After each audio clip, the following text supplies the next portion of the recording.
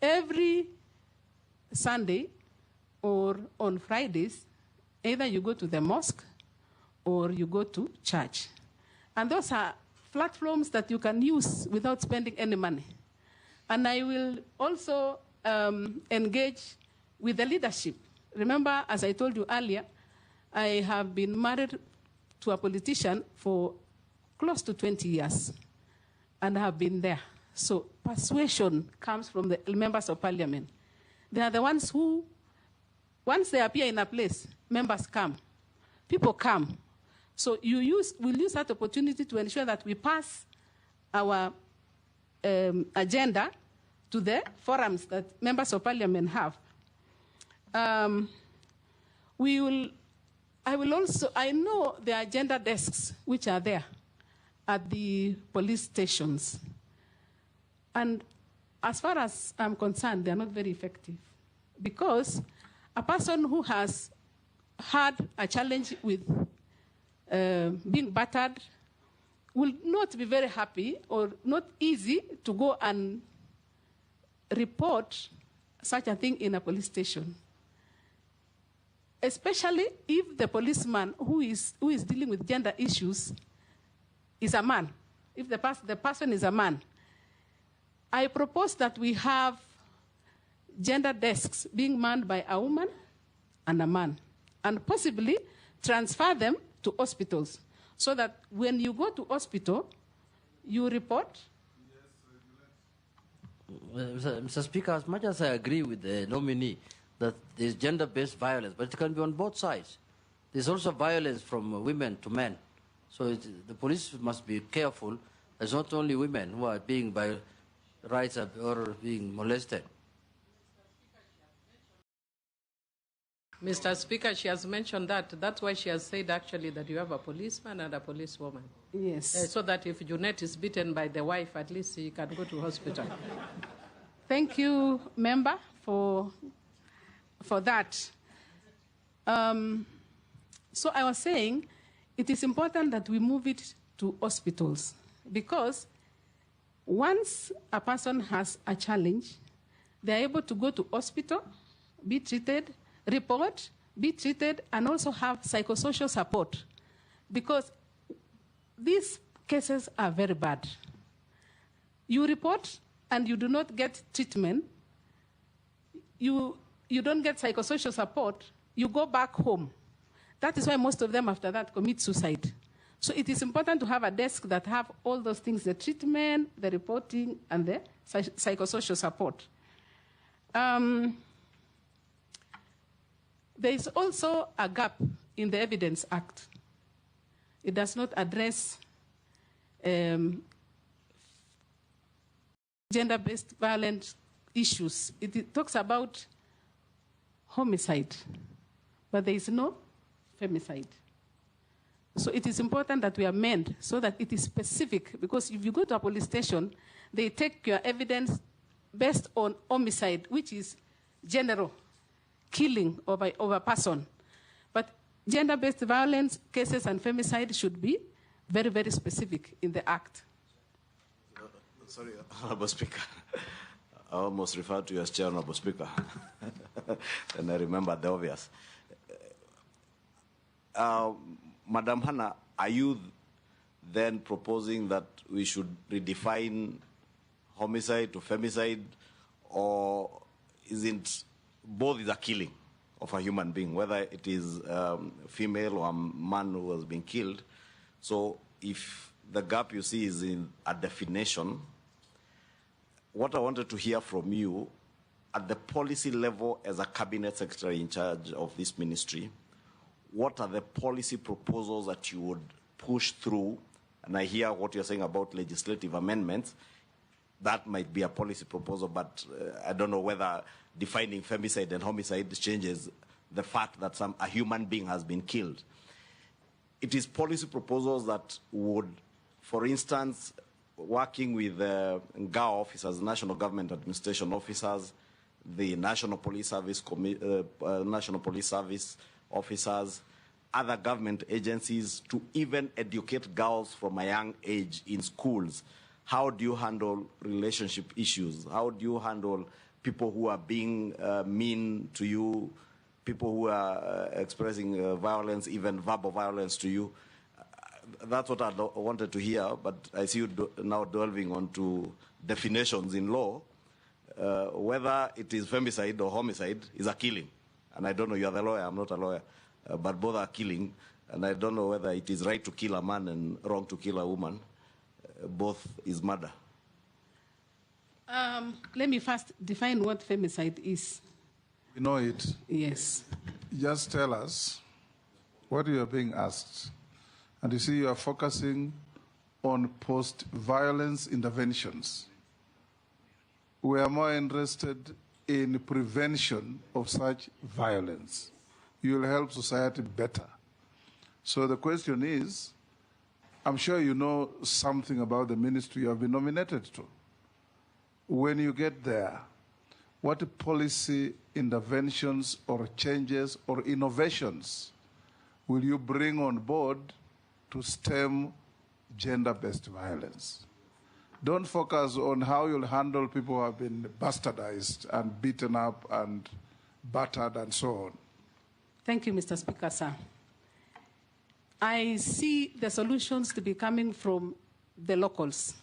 So one of the policy measures that I will propose is to include the gender-based violence issues in the education system. Because right at the education level, that is where children can learn even how to report and when to know when they are being violated. So put it in the education system. Propose together with the other line ministry on how to deal with issues of gender-based violence at the primary schools and at the secondary school as a curriculum. Secondly, is to have the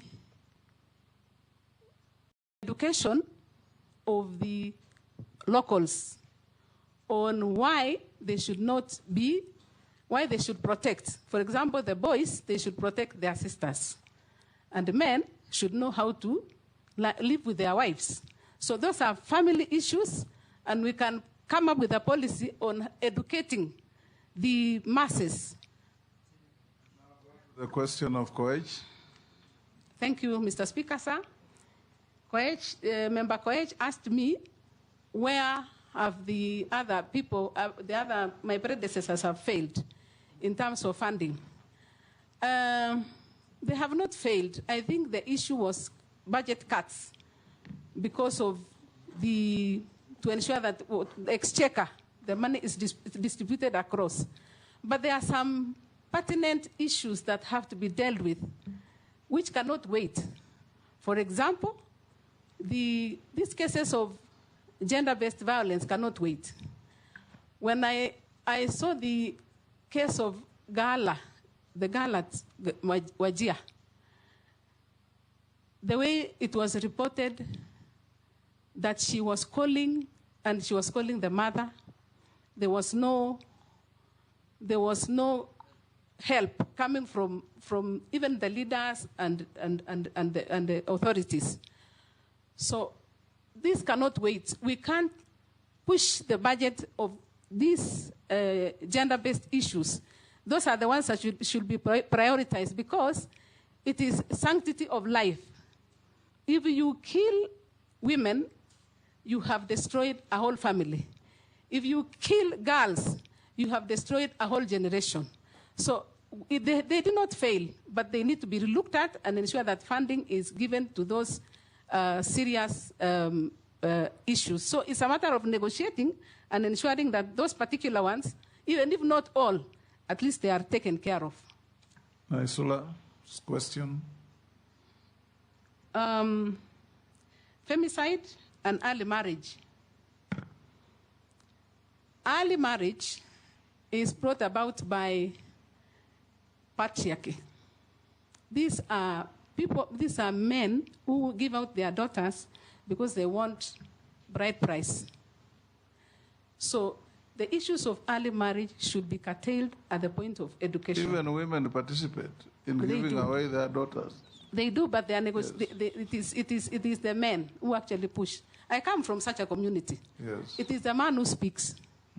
So once you reach a certain age, they see that you have developed some parts in the body, then they now encourage you, let this one go before she gets pregnant.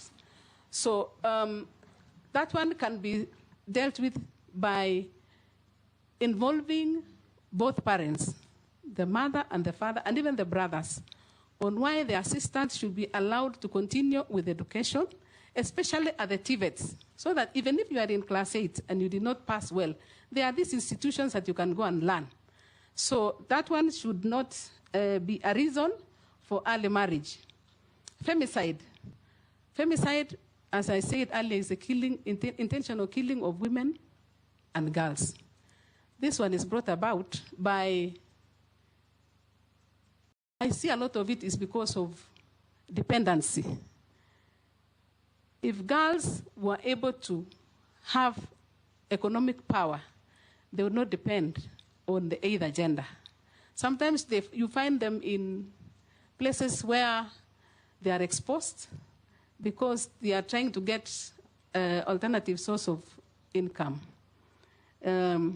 We also have challenges to do with,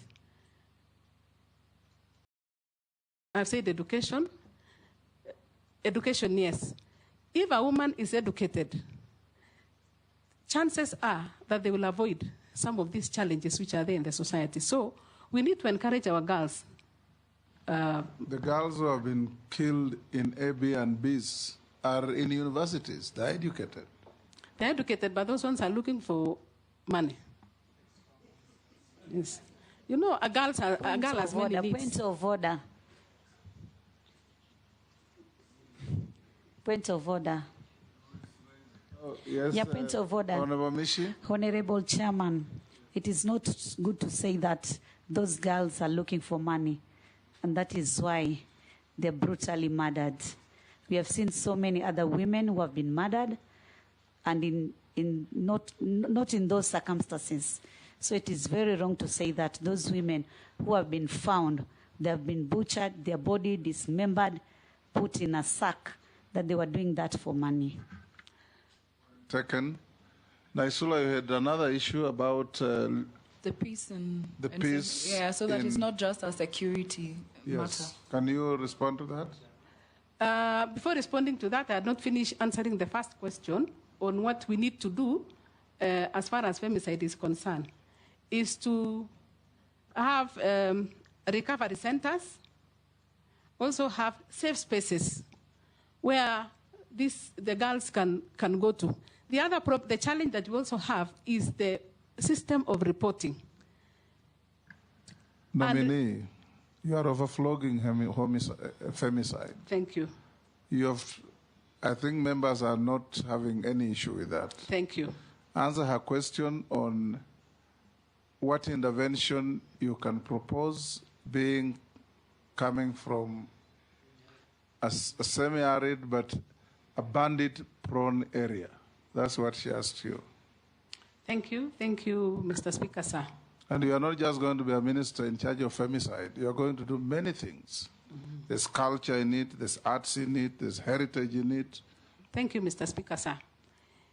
The conflict resolution on the ground comes because the challenges of insecurity is because of income.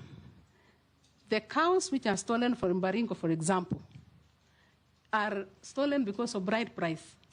They are taking those cows so that they can pay dowry for another wife. So how to deal with that one is to encourage, first of all, to try and deal with this issue of you must give out 20 cows. For me, even Cheptumo did not pay the 2. And I am still married to him. So you don't have to have 20 cows. You can have 2 and still get married. We are willing to get married anytime. The other issues that we need to encourage is this bottom-up transformation agenda of trying to work on matters of agriculture. If you look at Baringo, for example, Lake Baringo has a lot of water. So we will work with the other state departments of, for example, irrigation, to have these people work in the farms instead of going to steal. Because food will always be marketable. So why steal cows to buy food? Just ensure that you have work on the farm, get the food. Thank you. Go to schools. Thank you. Robert? Yeah, thank you, Mr. Speaker. I have two very quick questions. One about gender and the other one is about arts. Take the questions very carefully so that you give concise and precise answers, like I said. No stories. No stories. Thank you. Thank you, Mr. Speaker, sir. And femicide, we have had enough. Thank you. Yes. Yeah, I'm sure mine will be some maybe yes or no answers. Now, Article 27.8, Article 81B, and Article 100 are very clear about the two-third gender rule. And this has consistently been violated by state officers. In fact, I'll point out that in this nomination, if we approved the two of you, the cabinet will not even have achieved the two-third gender rule. What is your comment about that consistency in not making sure we get the two-thirds? Secondly, on the issue of arts, you have talked to us here and you have told us you have been a teacher, you have been teaching, but you're not a trained teacher. Now, most schools have to have arts. In fact, we are looking at next year when we go to senior secondary, we'll even have a pathway. The pathway is called Arts and Sports Science. So basically... Yes, Janet. I wanted to through you. He's saying that she's a teacher and she's not a trained teacher. Mr. Speaker, for you to be a teacher, must you be a trained teacher? Was Jesus a trained teacher? People. Thank you, Mr. Speaker. I think Honorable Juneta has assisted me very seriously with my question, because my question was about arts in schools. Recently, you saw when there was that drama and a lot of drama in the streets of Nakuru, when a school presented some play and there were issues about that play. And the Ministry of Education has quickly said that anyone who is not a trained teacher cannot be allowed to interact with the learners to be able to help them grow their art skills. So what is your comment on that matter? Thank you, Mr. Speaker. Thank you very much, Honorable Speaker. I have a very simple question on the arts. One, there are a lot of musicians there in the villages trying to struggle to survive, and they're looking for ways to make a breakthrough. We look at the Tanzanian model, where great musicians come and they make money, but the Kenyan musicians still remain very poor. When you take over, if this committee approves you and you take over, what are you going to do about the young artists in the village struggling, and yet they have good quality music, but they cannot break through? Thank you. Honorable Millie. Thank you, Mr. Speaker. Mr. Speaker, I just want to note that should you be confirmed, which I really strongly hope you will, that you will continue with the energy that you have shown, because you appear to have landed running, because this is a ministry that has stayed without a substantive CS for a long time. And I'm glad that you've noticed that one of the things bedeviling this ministry is budgetary allocation, of course, which goes back to Parliament. But again, using your negotiating skills, you said you'll try and use it to increase. I have one question that is gender-related and one that is culture-related. The question that is gender-related is that how do you seek to build a program for men so that they can take their responsibility of mentoring boys instead of always blaming women? How do you think you can do that? Even here, you have been asked a question asking you, what about the boys? Where are the men? You say our chairman asked you a question. I don't know who asked, but... It is me who asked. Anyway, sorry, Chairman, but it is not just you. It is a common... All of you have neglected the boy child. But that's the question I'm asking her. The men have neglected the boy child. So what program is she putting in place to get men to do their responsibility of taking care of the boy child and not blaming women for leaving out their responsibility? So that's my first question. How are you including men so that they can be responsible again, the way society intended them? So they take care of the boys and not blame women. You want us to take care of the girls, again, take care of the boys. And then my second question, no, it is you. How can I take care of a 20-year-old boy? At least with the ones who are younger, that might be my responsibility for nurturing and caring. By the time you want me to tell you difficult things, wacha niache hapo. There are issues I can't tell boys. Mr. Speaker, you are the she's only one taking who care can of the tell father. boys. Why can she not take care of the 20-year-old boy? She's taking care of the father. You see, that is comic relief. Let it end there. You see, Mr. Speaker, that is where we are going. If he wants me to take care of a 20-year-old boy, Mr. Speaker, that is why I want you to have a program. If you can tell us what kind of program you are thinking of for men to take their responsibility seriously, so that you are not having 20-year-old boys arguing with older people, especially on social media. No respect laws and all that. Mr. Speaker, the other issue that I'd want to ask is that in relation to culture, Kenya has struggled a lot with the showcasing what defines Kenya. Do you think there's an innovative way that you can think of coming up with some cultural, whether it's an attire or something, that can identify our Kenyanness? So that if you go even for maybe an international conference or wherever, and I see somebody, I say, now that's Kenya. Have you thought about it, or is it something that you want to think about? Thank you. Can I answer those three? Thank you, Mr. Speaker. I'll start with the one for the 2/3 gender rule. That Article 27 espouses issue on equality and freedom from discrimination.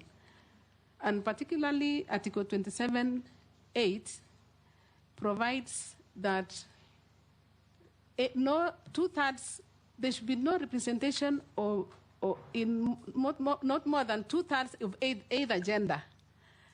And as it stands now, it has not been realized in Parliament and in the Senate. It has been realized at the county under Article 177.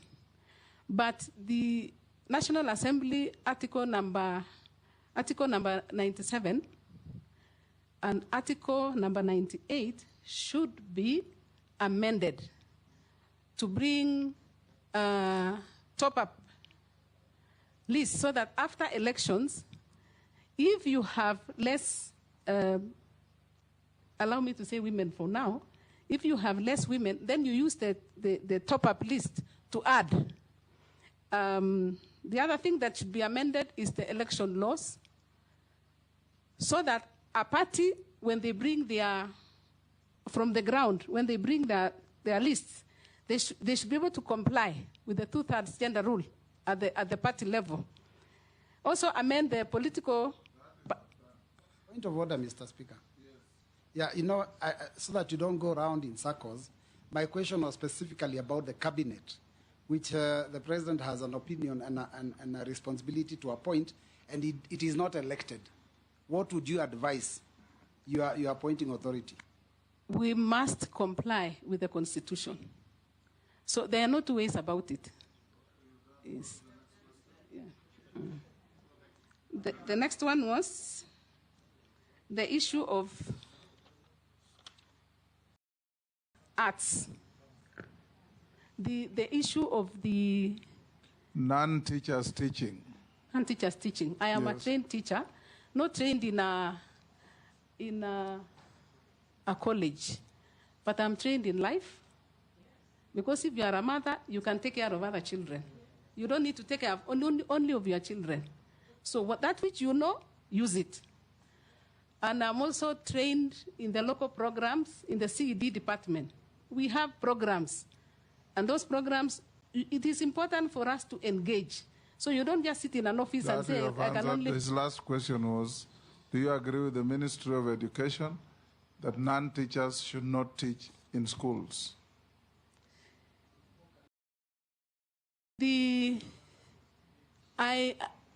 I believe, again, that people are gifted differently. For example, if you are talking about artists, and they want to, they are the ones who, not all teachers can write plays. not all, I mean, people are. Order, Robert. We stop cheering the nominee.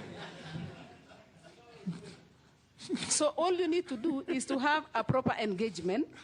And because the schools are run by an administration, it is for them to only ensure that they check what is happening. And I'm not specific on any issue. I'm simply saying that should be the Go way. to the next question by Owen Bayer. Musicians. And Mr. Speaker, she has said proper engagement. A proper engagement, yes, absolutely. Musicians. Nominee musicians, he says our local musicians wallow in poverty. Musicians in our neighborhood seem to be doing very well. What are you, if you find favor with this community, going to do to uplift the status of our local artists, especially musicians? That was his question. Thank you, Mr. Speaker, sir. Arts is a very important aspect of life. The proposal that I have is to ensure that they are remunerated for the work that they are doing. In my reading, I came across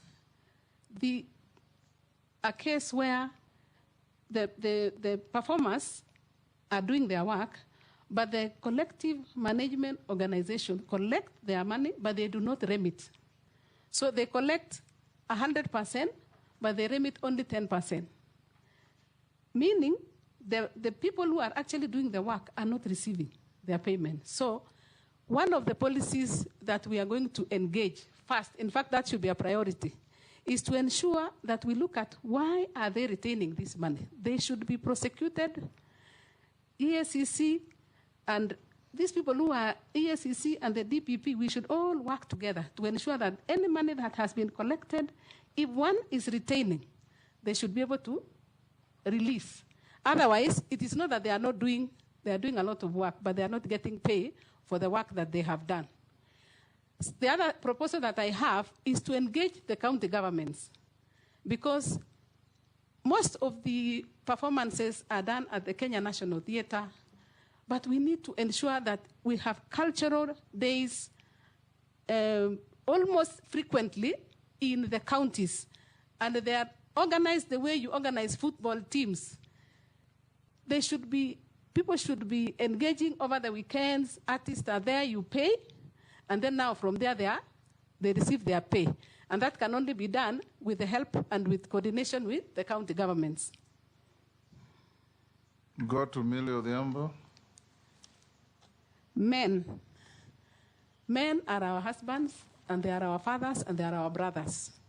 They need to engage in income-generating activities. In the ministry, we have come. There is a program that is meant to engage the men. I have read somewhere to engage the men in income-generating activities, not to just wait for the women to go for chamas and then they come and beat them because they have money. The other thing they need to do is to involve the men in decision-making. You know, just like in the Bible, when when Eve sinned, Adam was just quiet. Men need to come up, give their views. So we will be engaging them as we go, as we do these community-based projects, that we must have men giving their views. They should also register in cooperative societies, and then they borrow money, develop themselves, and ensure that they teach the boys to work hard from a very early stage. All these problems are coming because of patriarchy, because men believe they are not supposed to do much other than come in the evening and say, "Where is my food?" It is a high time they also get engaged. Anna, you know, those are not correct statements. You also know that Eve made Adam make a wrong decision. Mr. Speaker, he was quiet. The Bible says he was with her. Eve made Adam make a wrong decision. But answer the question of Millie about... yes. Thank you. Chairman, I want to bring to the attention of the nominee, even from the composition of this committee, you can see men are more than, they are working harder than women. We are more. Secondly, that statement you must withdraw because it's bordering gender-based violence. I would like to, thank you, Mr. Speaker. I'll take you back to the 2/3 gender rule. That is where, that's why you are many. Now, Millie also asked you, in case you find favor and become the minister, you go to West Africa, you see distinctly Nigerian attire, distinctly Ghanaian attire. You go to other places, same thing. What you think you need to do to define the Kenyan, that you see a Kenyan walking on the streets of Beijing and you say, this is not just an African, that's a Kenyan. That's what Emilia asked you. Thank you, yes. Dress code, or rather dressing, you can't be able to say this is the kind of an attire that is acceptable, because we have several cultures. We have different cultures. We have Maasais with their culture, we have Kalenjins with their culture, we have Luos with their culture. I think what we can do for the time being, let's just put the flag on our head. Yes, George. Thank you. Thank you very much, Mr. Speaker. Speaker, we will start wearing flags on our heads to distinguish ourselves as Kenyans out there. I think that would be very interesting. Maybe before my brother here asks, just to help for purposes of the future, because I've been very observant, what you have said in just can actually work. Not necessarily by the flag. If you look at the Kalenjins, the Luos, the Kikuyus, they always, especially for the women, they have this sort of a variant of what I've modernized here. In Luo, it's called ligisa. Mm-hmm. And in Kikuyu, you have it. So women have it, these men have varied. What Jomo Kenyatta used to wear, what Oginga Odinga used to wear. So it used to be worn as a leadership thing, but we can change it and make it a fashion statement. The other thing is, whenever I go out of the country, I see anybody with Kikoi, they are always a Kenyan. You don't have to answer that. Go on. Thank you. I think we have had something on gender, culture, and arts. Let's do something on heritage. We have a lot that we have inherited from our past. But unfortunately, we haven't done much with it. If you ask anyone what we have from the past, they only think about Fort Jesus, which we got from the Portuguese. Otherwise, the rest of it, including where did we find the Turkana boy, origin of mankind, or where is that discovery that we had, where has it gone to, or Rusinga Highland, where our people from Uganda, the Abasuba, settled, all these ones. What do you intend to do as the CS in charge of heritage to ensure that we actually multiply the heritage features we have in the country with the sole purpose of revenue raising, tourism, and other attractions that are likely to be of benefit to the country? Thank you, Mr. Speaker. Mr. Speaker, I want to ask the nominee. She mentioned that the gender desks at the police stations do not work, and she suggested they should be at the hospitals. I want her to tell us who is going to fund it, or is she expecting the police to be at the hospitals manning it? Because the gender desk at my police station is not manned, womaned by a lady officer, an inspector. So who do you, because you have said there are no funds available, who do you intend to put at the hospital? Yes, it may be a good idea, but who is going to run them, and is it going to be under the police? Secondly, our museums in Kenya, I believe they would be under you, under heritage. Our artifacts are non-existent in the museums which are in the country, and they are underfunded, our museums. What do you intend to do about them? Ferdinand? I think we may be repeating the same thing. Then don't. But what I'll do, Waziri, if you are going to be made a minister from our interviews now, is that first and foremost, you talked about marriages. I think I quite agree with you. But the whole thing is that we are losing our direction as Kenyans. For example, in my culture, we had this very old culture of circumcision in Luya land that was done culturally. Today, it's been read out. Now that was actually even challenging. Today, most of the children now are going to the hospital to be circumcised, yeah, which is actually not what we had. So there's that Western influence, and we have to go back to so that you can be told, as you are rightly saying, we want to put on a flag to show they are Kenyan. But actually, you can also, when they come, when a foreigner comes to this country, he knows exactly that, oh, this is a Maasai, this is a Jaluo, this is a Luya, whatever it is. What are you doing? Because there's a lot of influence from the Western that actually eroding this culture, which to me should be revived. Thank you. Can you answer those three? I will start with the question of heritage. We need to promote our heritage by hosting cultural days in every county where these sites are. Like, for example, we have Fort Jesus, we have Mount Kenya, Mijigenda, Kaya Forest, having like hosting cultural days around Lake Baringo, Lake Bogoria, the lakes, around Mount Kenya, because that is an heritage. So that we are able to connect with the heritage sites, is to host the cultural days there at the county, because they are situated at the counties, most of them.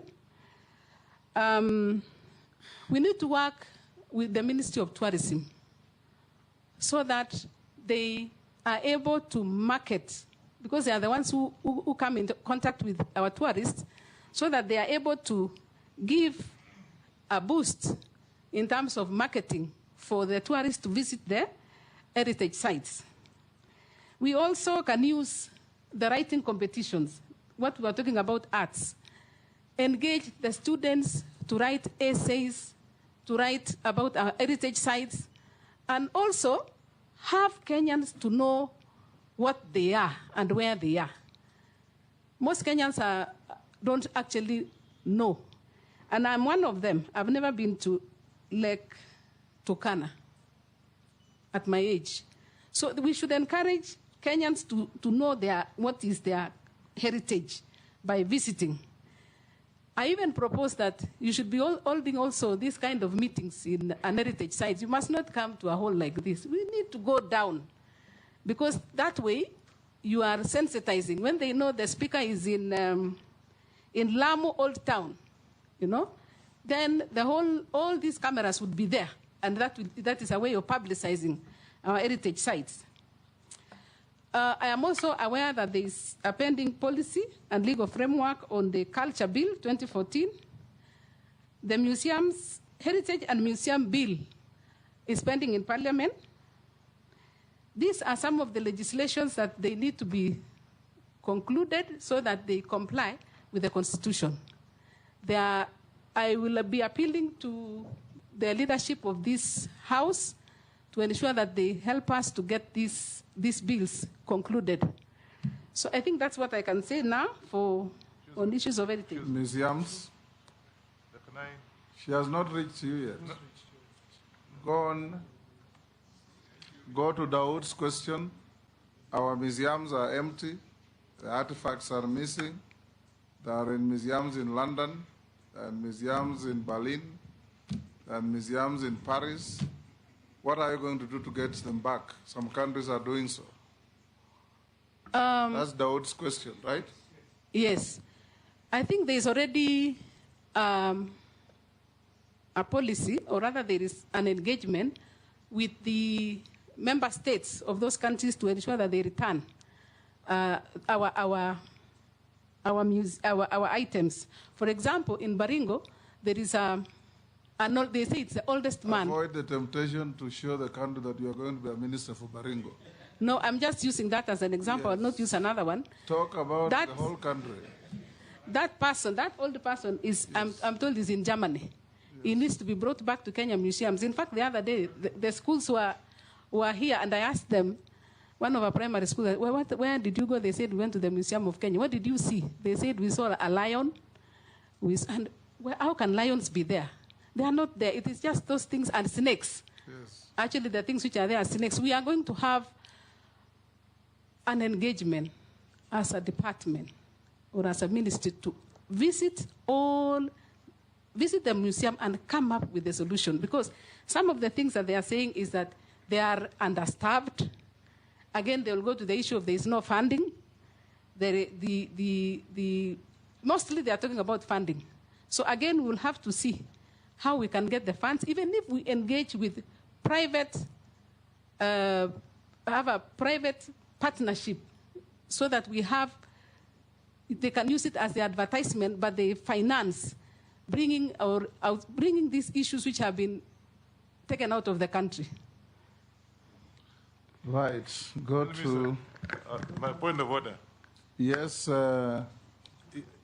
yes, Ferdinand? Yeah, I think you came very well, but I want you to stress this fact, that I think because the culture is almost disappearing, let's host a day through this parliament. I think we can request so they can be able to give you, and so they can have a day which is actually a cultural day for Kenya, where people can, everybody can go wherever they come from to have that.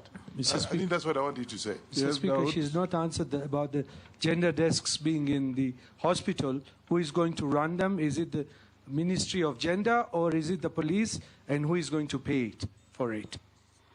Nominee? I think there's already a cultural day. It has only not been gazetted. Yeah.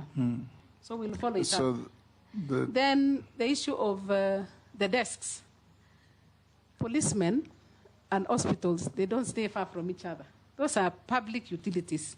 Where there is an hospital, a police station is not. So we don't need to employ other people. Use the same people. Work with the Ministry of Interior to have that desk moved there instead of employing other people. We work with the ministries. We are one government.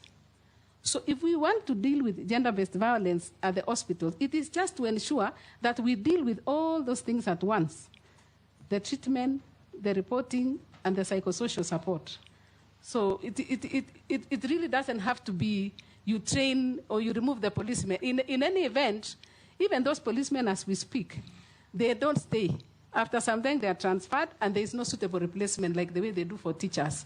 So there has to be an engagement on how to ensure that those desks are functional. Demase. Thank you, Chairman, not Chair. Nominee, allow me to take you back to gender-based violence. Most of the cases on gender-based violence remained unreported because of the challenges inherent in the reporting processes. We have even men being battered, women being battered, children defiled, raped. Name them, all of those are assault cases. So I'm wondering, what are you going to do as a ministry to ensure that most of these cases are reported, to encourage victims to report? Secondly, for those that are reported, as a country, we still have a challenge because we do not have structured systems where the victims can get support. And I mean psychosocial support, legal support, and medical support, where we have a kind of a one-stop center for the victim of gender-based violence. So what are you going to do as the minister, if approved, in that department with respect to addressing the challenges?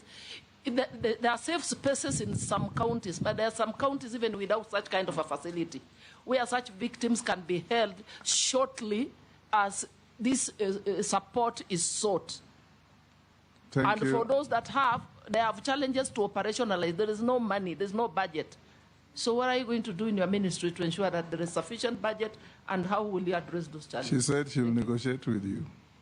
Negotiate with me? Yes, with Parliament. Yes, Mishi? Yeah, thank you, Honorable Chairman.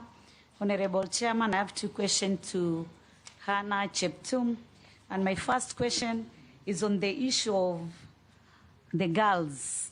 What measures are you going to put in place to ensure young girls who have dropped out from school due to early marriages, early pregnancy, and FGM that are given a second chance for studies? That is my first question. My second question, the government has initiated several funds, the Women Enterprise Fund, the Youth Fund, Wezo Fund, Hustler Fund, and all these funds target the affirmative group, which include women, youth, and persons with disability. But when you look on the analysis, you still see that women are still low in terms of economic empowerment. What measures are you going to put in place to ensure that these funds reach the target audience and also they give positive results? Thank you, Honorable Chairman. Russell. Thank you very much, Honorable Speaker. Madam Anna, listening to your response and also the questions that have been asked by my colleagues, everybody tends to think that this is a soft ministry. Actually, this is a very serious ministry. It is about our people, and it addresses the core of issues about the girl child, the boy child, our culture, heritage, arts, and all that. So my first question is, you talked about budget cuts, but tell us how you are going to make more money so that you develop your own A&A. Secondly, around the world, museums and cultural centers are actually the greatest sources of tourism destinations and centers of attraction. We would like to hear from you. What are some of the strategies and initiatives and innovative ideas you are likely to come up with so that more Kenyans actually, instead of traveling out, they can travel inwards to go to Ilret on the shores of Lake Turkana, to see the Turkana Museum, and all that. Thank you, Chairman. Nominee, you can answer those three from Emase. I will start with the one for, Mr. Speaker, I'll start with the one for the girls. We need to reintegrate them back to schools by supporting them to go and learn in the TVETs, because these are institutions that are available and they are cheap. So let them, if they don't want to go back to school, but at least engage. If you want to go back to primary, you can go back. Nobody denies that. Secondary, you can always go. But join these TVET institutions so that you gain a skill, so that you can support yourself after that. On the issue of Wezo, we need to train the members. We need to train the women. Earlier on, I mentioned that I worked in the Ministry of Cooperative Development. And why they are now the biggest deposit-taking organization is because of training. We need to train, because people need to know that that money they are taking is a revolving fund. It needs to go back so that it can support another person. But also be very stringent on audits. We need to strengthen the internal audit of these funds so that before it is seen as a big item, as having losses, that we need to ensure that we audit periodically these funds. And that is one of the issues that I'm going to look into it so that we don't have losses or misuse of the funds. The other question was about the issue that we have budget cuts. What can we do as a ministry to ensure, or as a department, to ensure that we have funds without depending on the budget? If you look at some of the semi-autonomous government agencies, they are called SAGAs in that ministry. We have one like Bomas of Kenya. Bomas of Kenya, once it will be complete, is going to bring a lot of income. And that in itself can be able to finance. It can finance itself, and part of it can also be used to develop another project. We also need to engage, like for example, Kenya National Library. Kenya National Library has come up with e-books.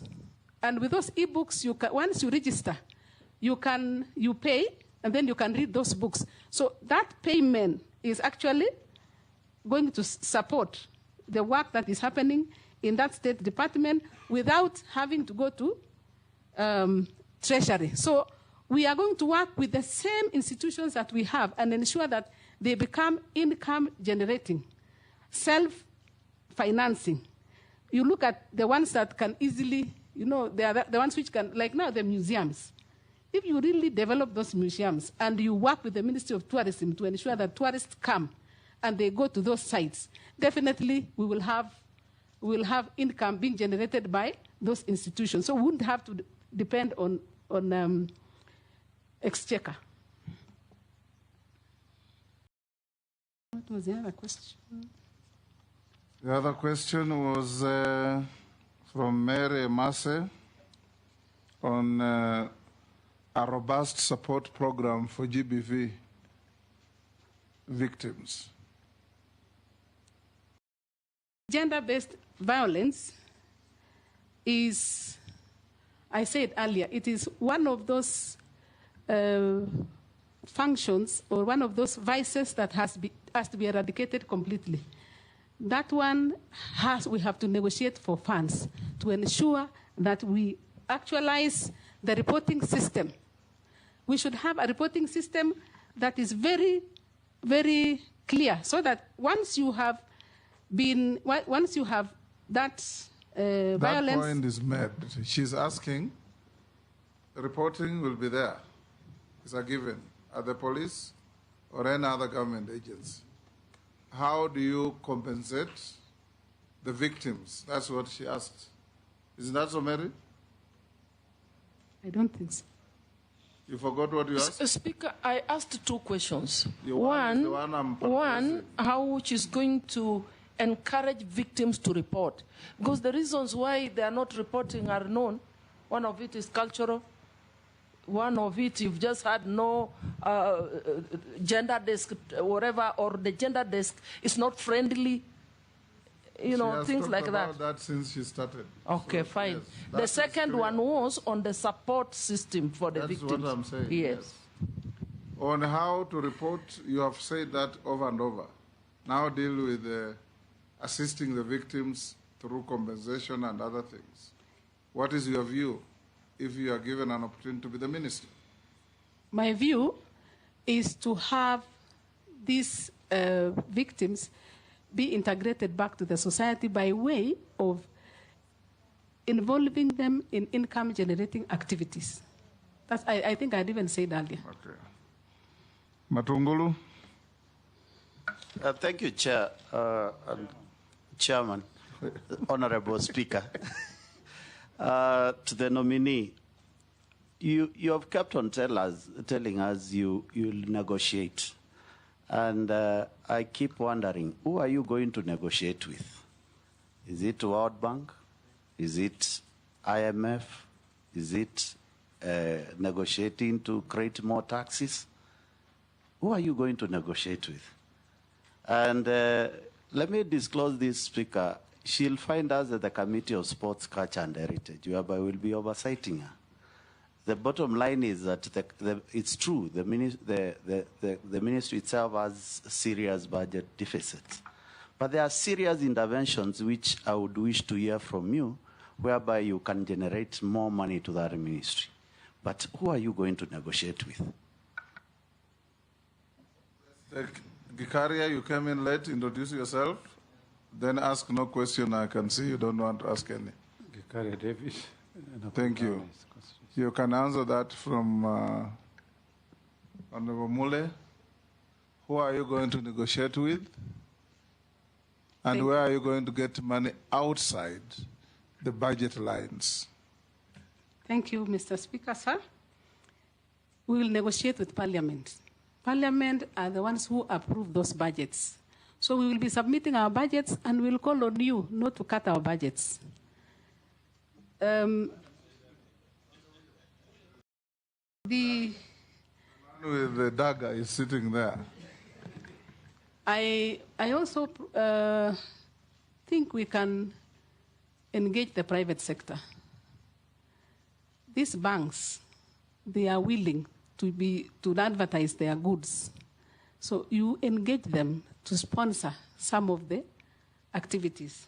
And self-generating activities, I said it earlier that we have institutions within that ministry that can generate income. I mentioned the Bomas of Kenya, I mentioned the Kenya National Library, even the culture in itself. We can ensure that we showcase, use the artists, then part of it, we pay them, part of it, we finance the activities in the ministry. Thank you, Hannah. Just the question that you asked by Owen Bayer, I just want to encourage you. There are some brokers and middlemen between our local artists' production, the marketing, and the receipt of the money. You've glossed over it. In case you find favor, please try and help our young artists, especially musicians. Every time their music is played on radios, on TV, ringtones, they ought to be paid. But there's somebody somewhere who takes the money. And these boys just run around following these politicians to pick small monies for survival. If you can have a robust policy, and that's the question Owen Bayer asked, and you didn't give quite a good answer. Help those young people to realize the fruits of their talent. That's just a comment. You don't have to answer. I want to ask you a few questions. What is your net worth in terms of wealth?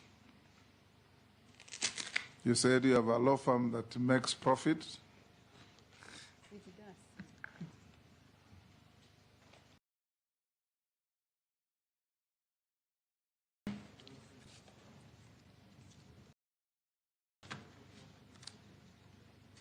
Sorry for...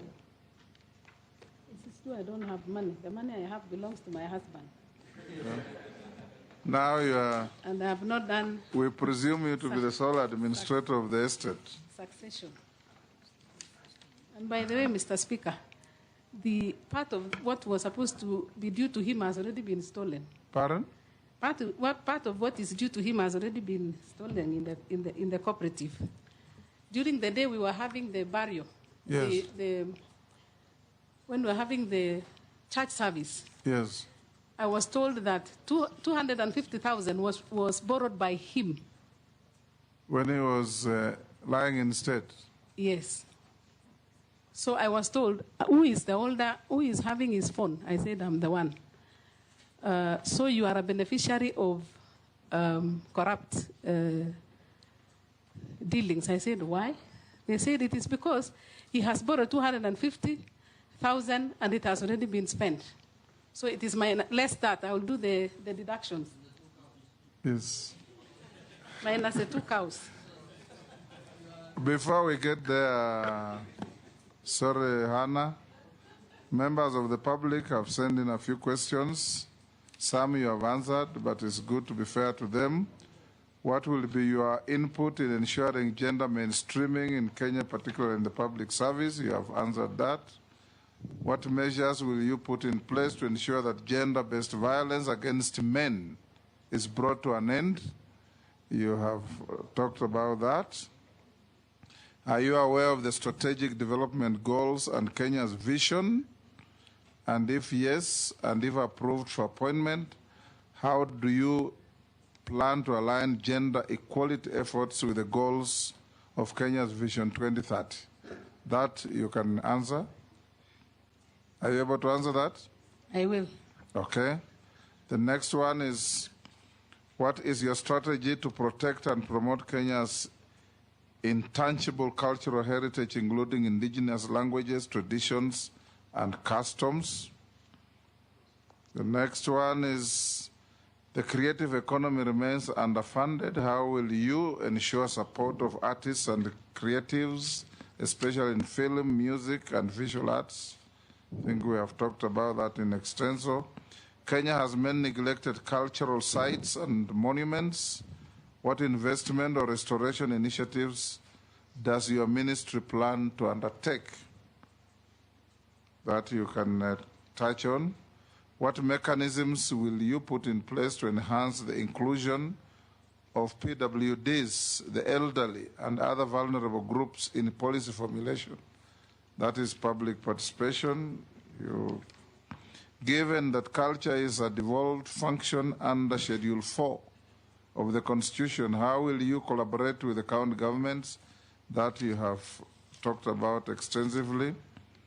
What measures will she take to ensure that gender desks at police stations are adequately staffed with officers who possess the necessary qualifications and skills in handling GBV and offering counseling support to survivors of all genders? That you have answered. So answer the other two.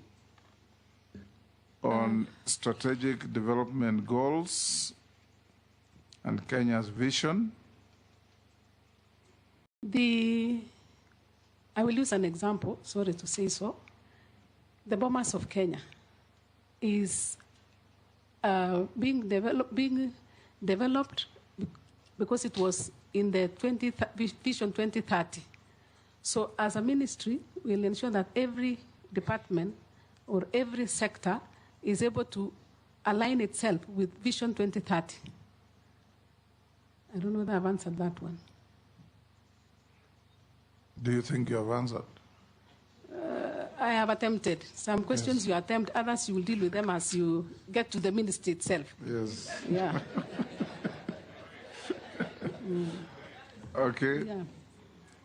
Yeah. So let's go to what, those were questions from the public. If we will find favor, we'll pass them on to you to deal with them. There are policy issues, there are operational issues, and there are issues that any serious ministry should undertake. So what is your net worth now? Have you? Our net worth as a family is 420,049,000 or thereabouts, and these are estimates. Mm-hmm. Yes. Made of?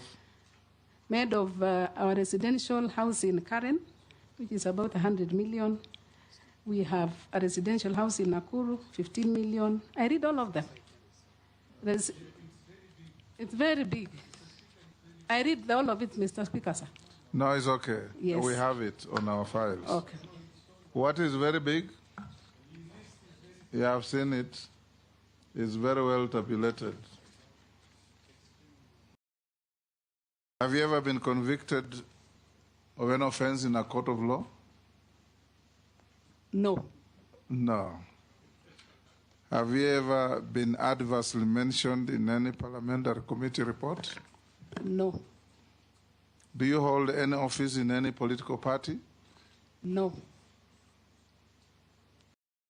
Have you ever been dismissed or removed from office for contravention of the Constitution, particularly Article 75? No, sir. You haven't. So thank you very much, Hannah. The committee will retreat to assess your performance and pass a verdict on your suitability to hold office. We thank you for your appearance. We looked at your documents. Mr. Speaker. And what we have. Yes. I wanted to raise this as an AOB. Go ahead. For future reference. Yes. Every time I see members come in and we ask them if they are Christians, and they raise a Bible, and then we tell them to swear. That is actually unbiblical. Why? The Bible doesn't allow people to swear. It says you are yes, be yes, or you are no, be no. So when you swear by the Bible, what denomination it's sinful. do you belong to? I'm a Christian. We have denominations. I am a Catholic. Yes, and I am. we swear I am by both. the Bible. Then you are sinful, because the Bible says very clearly, you are yes, be yes, and you are no, And be Millie, no. Don't be like pagans who swear by the Bible. I saw you in Parliament. I swore you. No, holding a Bible. I affirmed. I don't swear. You affirmed. The Bible says you affirm. Yeah? The Bible is very clear, you affirm, you don't swear. Pardon? So we are encouraging people to be sinful. How do pagans swear by the Bible? Yeah. Unless it is Millie's Rosing Island Bible. You know, Millie is always quoting controversy, and will not allow it here. We swear by the Holy Book, the Bible, the Quran, or the Indian one is called what? The Gita. Yes. Yes. I don't swear by Gita, I swear by the Quran. You are Muslim? Yes, I'm a Muslim. Okay. But Millie has not gone to theological school, so what she's saying is very pedestrian Christian knowledge. No, Mr. Speaker, the Bible does not require you to go to theology school. It is clear the Bible says, let your yes be yes and your no be no. Do not be swear. Do not swear like pagans. Nominee, ignore Ogle these is your shenanigans. friend. You are now released to go back to your work and wait for our verdict. Have a good evening. And always swear by the Bible if you are a true Christian, as I believe you are.